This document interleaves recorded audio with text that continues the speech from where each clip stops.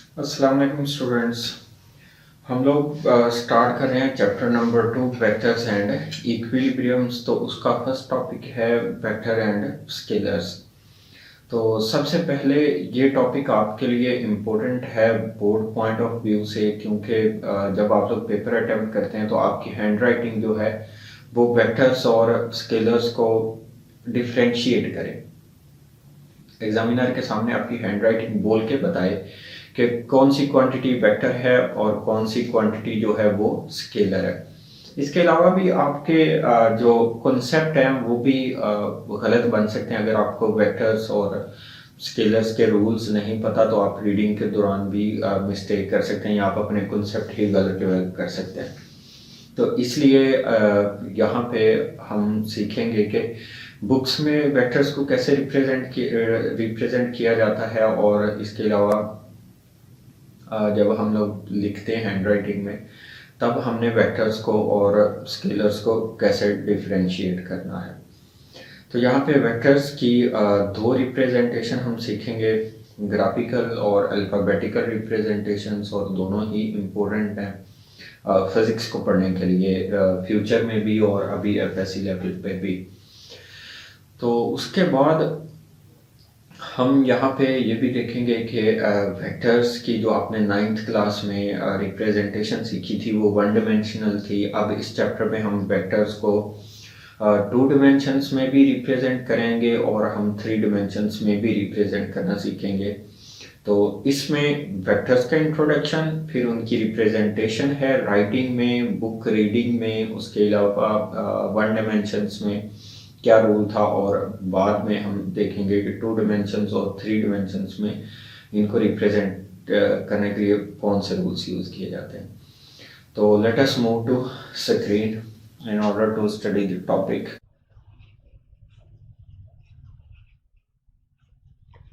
Vectors and scalars. तो सबसे पहले हम लोग डिफाइन करते हैं स्केलर क्वांटिटीज़ कौन सी हैं। तो इससे पहले हम लोग फिज़िकल क्वांटिटीज़ को पढ़ चुके हैं। तो फिज़िकल क्वांटिटी के पास दो करेक्टरिस्टिक्स होती हैं, मैग्नीट्यूड एंड उसका यूनिट, मैग्नीट्यूड एंड यूनिट। तो स्केलर क्वांटिटीज़ वो क्वांटिटीज़ हैं जिनको कम्युनिकेशन के दौरान सिंपली मैग्नीट्यूड और उसका यूनिट बताने से अंडरस्टैंड किया जा सकता है। तो फिज़िकल क्वांटिटीज़ को आगे अंडरस्टैंडिंग की बुनियाद पे कि हम उसको कम्युनिकेशन में कैसे अंडरस्टैंड कर सकते हैं, उसकी बुनियाद पे क्लासीफाई किया गया स्केलर और वेक्टर्स में। फॉर एग्जांपल, अगर आप शॉपकीपर के पास गए हैं तो आप शॉपकीपर को कहते हैं मुझे 5 kg शुगर दे दें, तो आप देखें आपको डायरेक्शन नहीं बतानी पड़ रही, आपने बात बोली, जिसको बोली उसने बात को अंडरस्टैंड कर लिया, जो क्वांटिटी आपने बोली वो क्वांटिटी आगे परसीव कर ली गई, वो समझ ली गई। तो अगर कम्युनिकेशन के दौरान या राइटिंग के दौरान, राइटिंग भी एक वे ऑफ कम्युनिकेशन है, बुक्स भी आपसे वे ऑफ कम्युनिकेशन होती हैं। तो अगर क्वांटिटीज़ विदाउट डायरेक्शन समझ में आ जाएं तो वो क्या है, स्केलर क्वांटिटीज़ है। तो लिहाजा स्केलर क्वांटिटीज़ वो हैं जिनके पास उनका मैग्नीट्यूड और ऐसा यूनिट होता है। तो इसको हम ऐसे भी डिफाइन कर सकते हैं कि स्केलर क्वांटिटी को हम कह सकते हैं how big means how much यहाँ पे कितना मैग्नीट्यूड चाहिए, एंड हाउ बिग मींस किस यूनिट में चाहिए आपको। मैथ्स की अगर बात करें ग्राम में चाहिए, किलोग्राम में चाहिए, फिर यहाँ इसके अलावा भी बड़े यूनिट यूज़ किए जाते हैं। तो हम कह सकते हैं कि स्केलर क्वांटिटी जो है वो मैग्नीट्यूड और सिर्फ यूनिट से परसीव कर ली जाती है, अंडरस्टैंड कर ली जाती है। तो इसके एग्जांपल्स हमारे पास जो हैं वो हैं डिस्टेंस है, मास है, टेम्परेचर, डेंसिटी, टाइम। तो आप जब वॉच पे टाइम देखते हैं तो आप डायरेक्शन नहीं देखते उसके साथ, या आप किसी को टाइम बता रहे हैं कि 2:10 हो गए हैं तो आप उसके साथ डायरेक्शन नहीं बता रहे। तो देखें, आप डायरेक्शन बता नहीं रहे, अगले बंदे को डायरेक्शन बतानी भी नहीं पड़ रही और बात समझ में आ रही है। इसी तरह हम लोग डिस्टेंस बताते हुए, यहाँ अभी देखें टेम्परेचर है, अगर टेम्परेचर की बात करें तो सपोज अभी टेम्परेचर है 27 सेल्सियस। तो अब टेम्परेचर के साथ भी आपको डायरेक्शन बताने की ज़रूरत नहीं है, समझ आ रही है। इसी तरह जब डेंसिटी की बात करते हैं तब भी हमें डायरेक्शन बताने की ज़रूरत नहीं होती। तो लिहाजा कम्युनिकेशन के दौरान में स्केलर्स की जब भी बात की जाती है तो डायरेक्शन नहीं बतानी पड़ती, तो लिहाजा ऐसी कोई भी क्वांटिटी जो डायरेक्शन बताए बिना समझ में आ जाए वो स्केलर है। अगर डायरेक्शन बतानी पड़ती है तो वो वेक्टर है।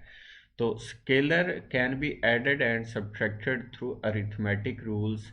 तो स्केलर्स को हम सिंपल मल्टीप्लाई भी कर सकते हैं, ऐड भी कर सकते हैं, सब्ट्रैक्ट भी और डिवाइड भी, लेकिन वेक्टर्स के ऊपर ये रूल्स नहीं लगते।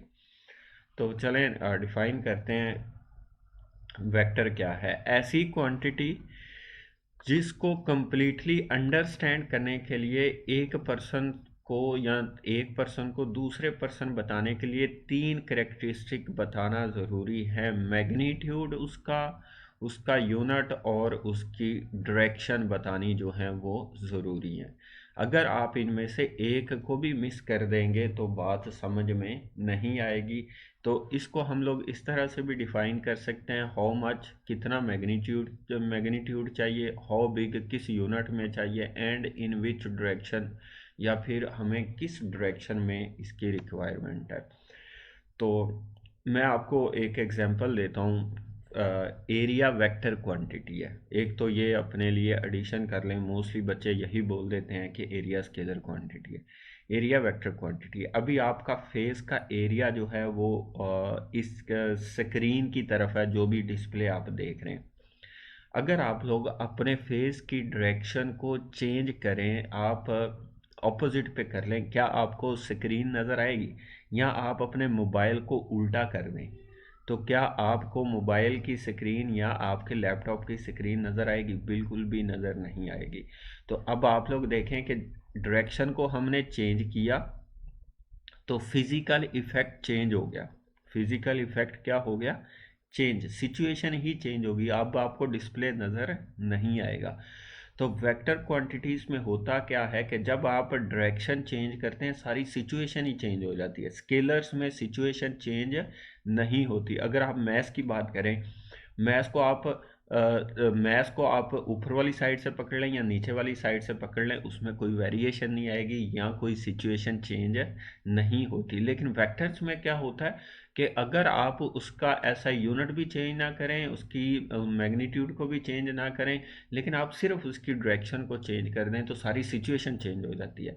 तो लिहाजा वेक्टर्स में डायरेक्शन मैटर करती है। इन चीज़ों को जब कम्युनिकेट किया जाता है, एक पर्सन से दूसरे पर्सन को बताई जाती हैं, तो साथ डायरेक्शन को बताना भी ज़रूरी है। अगर आप डायरेक्शन नहीं बताते बात पूरी समझी ही नहीं जा सकती, अंडरस्टैंड ही नहीं की जा सकती। इसको आगे फर्दर डिटेल में देखते हैं। तो इसके एग्जांपल्स हैं, डिस्प्लेसमेंट है, फोर्स है, वेलोसिटी है एंड एक्सेलरेशन एक्सेट्रा। अभी देखते हैं कि डायरेक्शन कैसे मैटर करती है, उसको डिस्कस करते हैं डिटेल में। तो उसके बाद वेक्टर्स के ऊपर ये याद रखिएगा, ये वाले operators, arithmetic operator, division, multiplication, addition और सब्ट्रैक्शन नहीं लगती, और उसकी रीज़न ये है कि वेक्टर के पास डायरेक्शन होती है। इस वजह से वेक्टर्स को सिंपल अरिथमेटिक ऑपरेटर से ऐड या सब्ट्रैक्ट, मल्टीप्लाई, डिवाइड नहीं किया जा सकता।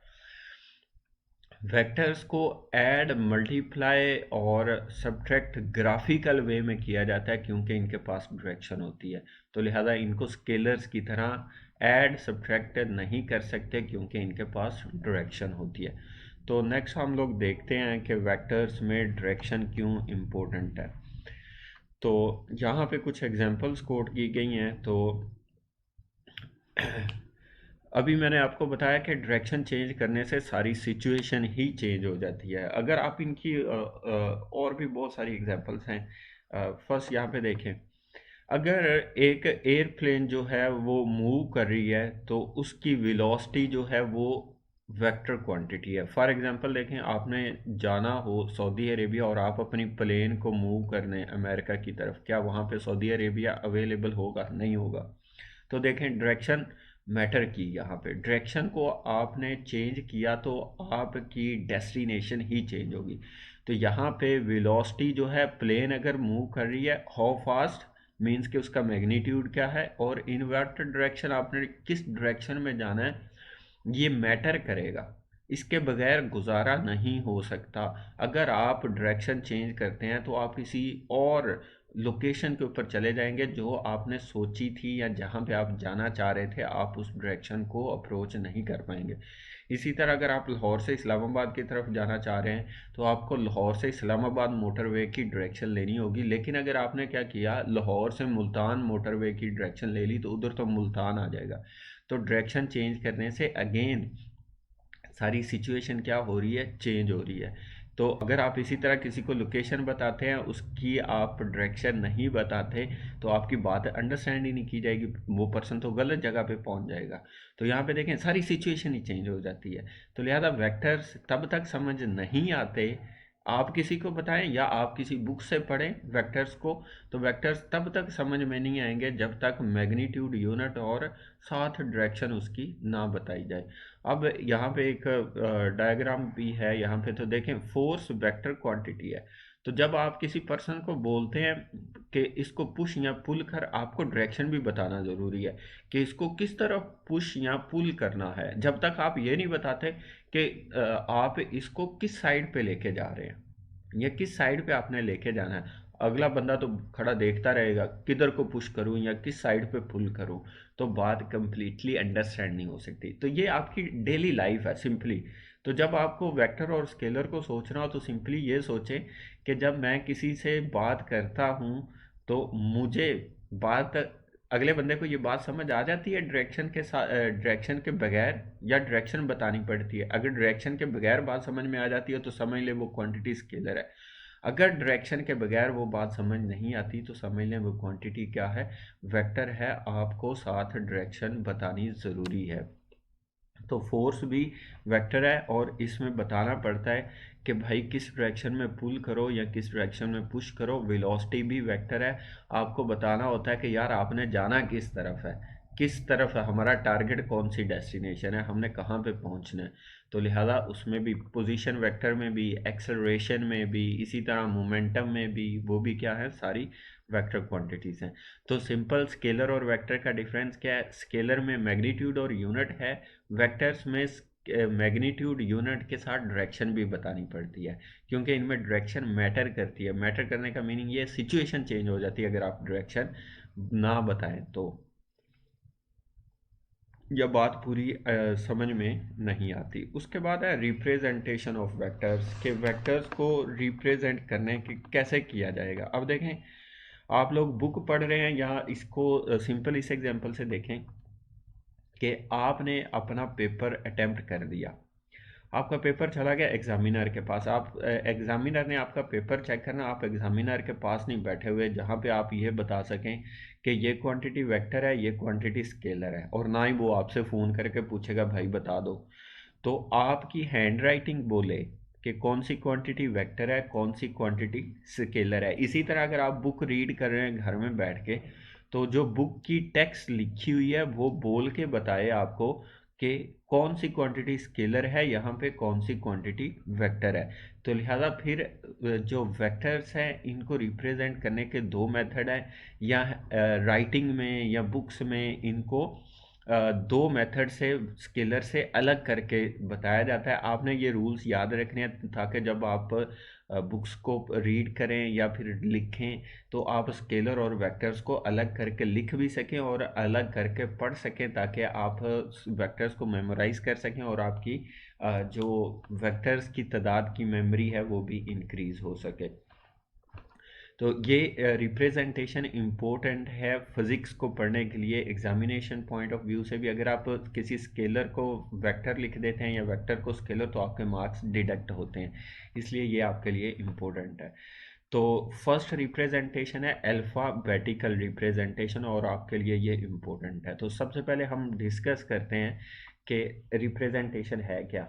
इस रिप्रेजेंटेशन में जो वेक्टर का सिंबल होता है, इसको आप ये भी कह सकते हैं अल्फ़ाबेटिकल रिप्रेजेंटेशन को सिंबॉलिकल रिप्रेजेंटेशन। तो वेक्टर्स जो होते हैं उनको बोल्ड करके लिखा जाता है।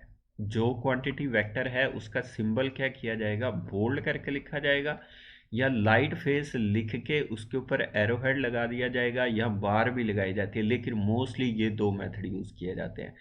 क्या करेंगे, लाइट फेस लिख के उसके ऊपर एरो हेड लगा हुआ है, तो जब आप बुक रीड कर रहे हैं जिसके ऊपर एरो हेड लगा हुआ है वो वेक्टर है, जिसके ऊपर एरो हेड नहीं लगा हुआ लाइट फेस में लिखा हुआ है वो स्केलर है। अगर कोई क्वांटिटी बोल्ड करके लिखी हुई है तो अगेन वो वेक्टर है, अगर कोई क्वांटिटी लाइट फेस में लिखी हुई है तो वो क्या है, स्केलर है। तो हमारी जो बोर्ड की बुक है उसके ऊपर जो मोस्टली मेथड यूज़ किया गया है ये बोल्ड फेस वाला मेथड यूज़ किया गया है। जो क्वांटिटीज़ वेक्टर हैं वो बोल्ड करके लिख दी गई हैं और जो क्वांटिटीज़ स्केलर हैं वो लाइट फेस में लिखी गई हैं। लेकिन कुछ बुक्स के ऊपर क्या किया जाता है, जो क्वांटिटीज़ वेक्टर हैं एरो हेड लगा दिया जाता है और जो क्वांटिटीज़ स्केलर हैं उनके ऊपर एरो हेड नहीं लगाया जाता। तो लिहाजा जो भी आप बुक पढ़ें वहाँ पे देखें जो क्वांटिटीज़ बोल्ड फेस में लिखी हुई हैं वो वेक्टर हैं, जो लाइट फेस में लिखी हुई हैं स्केलर हैं, जिस पे एरो हेड लगा हुआ है वो वेक्टर है, जिसके ऊपर एरो हेड नहीं लगा हुआ वो क्या है, स्केलर। ये बुक्स में ये वाला मेथड मोस्टली यूज़ किया जाता है। हैंड राइटिंग में आप मोस्टली कौन सा मेथड यूज़ करेंगे, हैंड राइटिंग में जब आप पेपर अटेम्प्ट कर रहे हैं ना तो आप बोल्ड फेस पे ना जाएं। उसकी वजह क्या है, बोल्ड फेस लिखने के लिए आपको टाइम कंज्यूम करना पड़ेगा या फिर आपको मार्कर जो है वो यूज़ करनी पड़ेगी बोल्ड फेस लिखने के लिए, तो इसमें टाइम वेस्ट होता है। बेहतर यही आप जिस बॉल पेन से भी पेपर अटेम्प्ट करें आराम से सिंबल लिखें वेक्टर का और ऊपर एरो हेड बनाते जाएं, और जो स्केलर क्वांटिटी है उसके ऊपर एरो हेड ना बनाएं, उसको वैसे लिख दें। तो हैंड राइटिंग में मोस्टली इस मेथड को प्रैक्टिस किया जाता है कि जो वेक्टर क्वांटिटीज़ हैं उनके ऊपर एरो हेड लगा दिया जाता है और जो क्वांटिटीज़ क्या हैं स्केलर उनके ऊपर एरो हेड नहीं लगाया जाता। उसके बाद ये वाला पॉइंट जो है ये इम्पोर्टेंट है जो यहाँ पे नोट लिखा हुआ है, वेक्टर्स का मैग्नीट्यूड हमेशा पॉजिटिव होता है, वो नेगेटिव नहीं होता कभी भी, ये बात याद रखिएगा।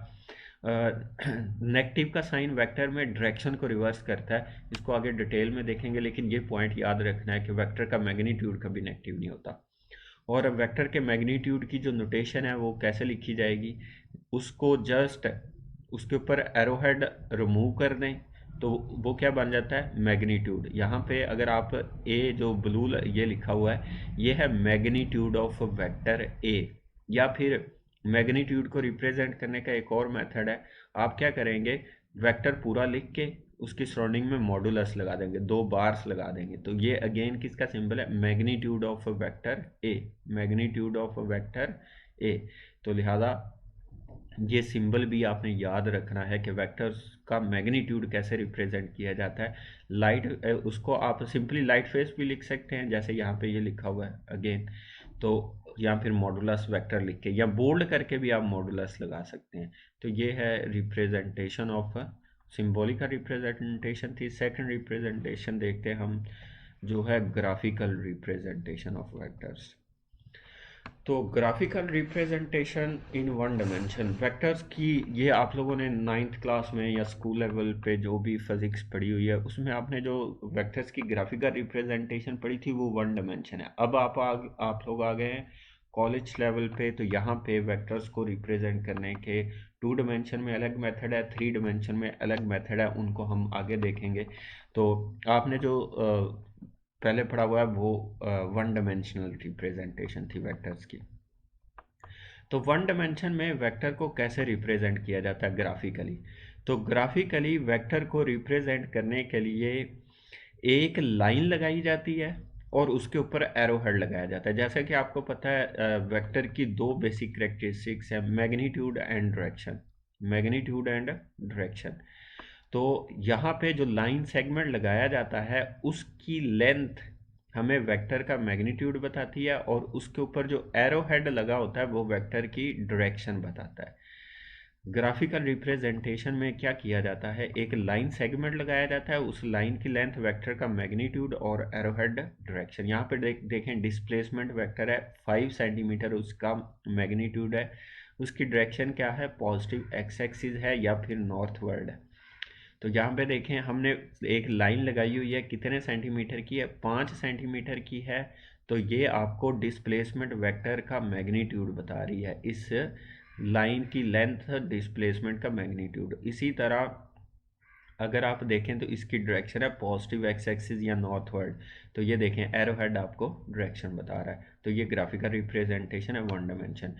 उसके बाद यहाँ पे फोर्स है, फोर्स कितने न्यूटन की है, 80 न्यूटन। तो इसका हमें ग्राफ बनाना है, इसको ग्राफिकली शो करना। आपको पता है पेज मोस्टली सेंटीमीटर में आता है हमारे पास, तो अब अगर कोई यूनिट ऐसी क्वांटिटी है जिसका यूनिट सेंटीमीटर नहीं है, तो आप कन्वर्जन करते हैं। क्या करते हैं? कन्वर्जन, ताकि आप उसको सेंटीमीटर में लेके आ सकें और ग्राफिकली रिप्रेजेंट कर सकें। हमने यहाँ पे बोल दिया है कि 20 न्यूटन फोर्स किसके इक्वल है? 1 सेंटीमीटर के। तो लिहाजा इस फोर्स की में 80 न्यूटन में 4 सेंटीमीटर बनते हैं। तो हमने एक लाइन लगाई हुई है, फोर्स वेक्टर क्वांटिटी है, उसको ग्राफिकली रिप्रेजेंट करें, जिसकी लंबाई कितनी है? 4 सेंटीमीटर है, और ये फोर्स का मैग्नीट्यूड बता रही है 4 सेंटीमीटर 80 न्यूटन को रिप्रेजेंट करिए। अब इस फोर्स की डायरेक्शन क्या है? इसकी डायरेक्शन है नेगेटिव एक्स एक्सिस। तो ये देखें, एरो हेड लगा दिया हुआ है। तो ये यहाँ पे आपको क्या बता रहा है?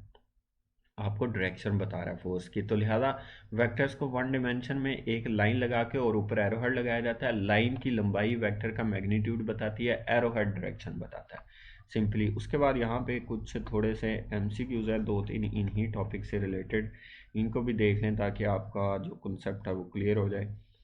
The magnitude of a vector is always positive, इसका करेक्ट ऑप्शन है, मैग्नीट्यूड कभी नेगेटिव नहीं होता। उसके बाद second, the magnitude of vector A can be written as, vector A के मैग्नीट्यूड का सिंबल क्या है? ए ऑप्शन भी करेक्ट है, इसको लाइट फेस लिख सकते हैं। उसके बाद इसके ऊपर एरो हेड लगा के पूरा वेक्टर लिख के मॉडुलस लगा सकते हैं, करेक्ट है। ये तो वेक्टर ही लिखा हुआ है, ये गलत ऑप्शन है। तो करेक्ट ऑप्शन क्या है? Both A and B. Third, which of the following pair consist of vectors, इनमें से कौन सा पेयर जो है वो वेक्टर्स का है? यहाँ पे फोर्स मैस है, मैस स्केलर है, गलत है। टॉर्क मोमेंटम दोनों ही वेक्टर हैं, बी ऑप्शन करेक्ट है। इसको देखें, ये तो वैसे ही टाइम और टेम्परेचर दोनों ही स्केलर है। एक्सेलरेशन, स्पीड यहाँ पे स्केलर है, एक्सेलरेशन वेक्टर है। तो लिहाजा करेक्ट ऑप्शन क्या है? बी है।